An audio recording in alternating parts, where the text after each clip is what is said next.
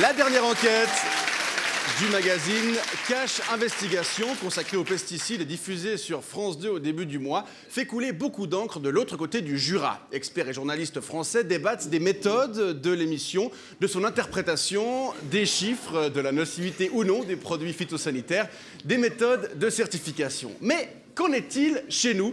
Eh bien, ce vendredi, un long papier du Temps fait le point sur la situation en Suisse. Une situation qu'on va tenter de résumer avec vous.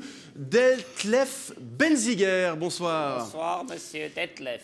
Detlef Benziger, c'est ce que j'ai dit. Vous êtes chercheur pour le compte d'une entreprise suisse qui commercialise des pesticides, des fongicides, des bactéricides... Le département marketing de mon entreprise a exigé qu'on dise seulement des produits phytosanitaires dans cette interview. Ça fait moins peur. D'accord. Et puis sanitaire, ils ont dit, ça fait aussi un peu penser à la santé, c'est mieux, c'est plus positif. Pourtant, c'est justement pour parler des effets négatifs que ces produits pourraient avoir sur la santé que je vous ai invité, monsieur Benziger. Les produits phytosanitaires n'ont aucun effet négatif sur la santé, à part sur la santé des animaux sur lesquels on les teste pour voir quelle est la quantité maximum qu'ils peuvent consommer avant de développer des effets secondaires sur leur vie. Et cette quantité, elle est divisée par 10 ou par 100 selon les cas pour définir la dose à ne pas dépasser chez l'homme, c'est ça? C'est juste, vous êtes très bien documenté. Merci. Bravo.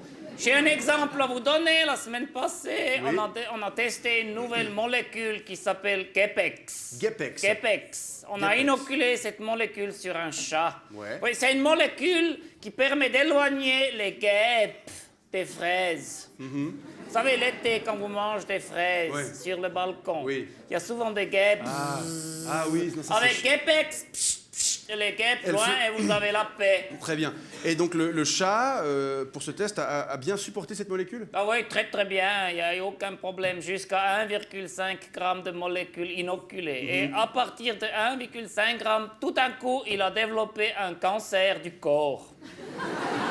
Un cancer du corps? Oui. On était très surpris, on n'avait jamais vu ça.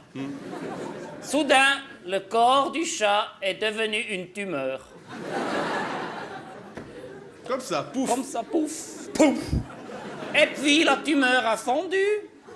Et à la fin, il restait plus qu'une sorte de sauce avec quelques poils et les 2 yeux du chat dans la cage du chat. Alors on a dit la quantité maximum c'est 15 mg pour l'homme. Ça veut dire 1,5 g divisé par 100. C'est de l'arithmétique. C'est tout simple, en effet. Et ce type de test qui n'a guère évolué depuis les années 50, lorsque ces substances sont arrivées sur le marché, ça permet de savoir que cette molécule sera probablement inoffensive pour l'homme? Certainement inoffensive pour l'homme. Et si on la mélange à d'autres pesticides... Produits phytosanitaires! Produits phytosanitaires! Oui, pardon. Qu'est-ce qui se passe? Là, je fais allusion au fameux effet cocktail dénoncé par certains. Cocktail effect. Voilà, on ne sait pas grand-chose à l'heure actuelle, faute d'études suffisantes. Vous savez, c'est pas possible de tester le Gepex avec toutes les molécules qui sont disponibles sur le marché. Prenez par exemple, vous imaginez, vous prenez Gepex plus glyphosate, vous mélangez, vous faites un test. Ensuite, vous prenez Gepex plus chlorpyrifos, vous mélangez, vous faites un test. Après, il faut prendre Gepex plus glyphosate plus chlorpyrifos et refaire un test. Et ainsi de suite, avec toutes les combinaisons des quelques 350 substances. 350, c'est pas possible. On n'a jamais assez du temps, ni jamais assez des chats. Quoi qu'il en soit, les produits phytosanitaires, il est difficile d'y échapper. Selon le dernier bilan de l'Office fédéral de la sécurité alimentaire, sur quelques 1800 échantillons de nourriture testés, 70% contenaient des résidus en quantité acceptable, et 10% présentaient des résidus supérieurs aux limites légales. Ouais. Vous savez, le service de marketing de mon entreprise, il a dit, il ne faut pas vous inquiéter. Les produits phytosanitaires, c'est pas du tout dangereux. Alors, excusez-moi, je me permets cette question quand même, c'est pas l'avis de certaines ONG qui disent que ces produits pourraient contribuer au développement de certains cancers, de maladies neurologiques comme Alzheimer ou Parkinson, de troubles de la reproduction ou du développement. C'est quand même des choses assez... Calmez-vous. Arrêtez de casser les couilles.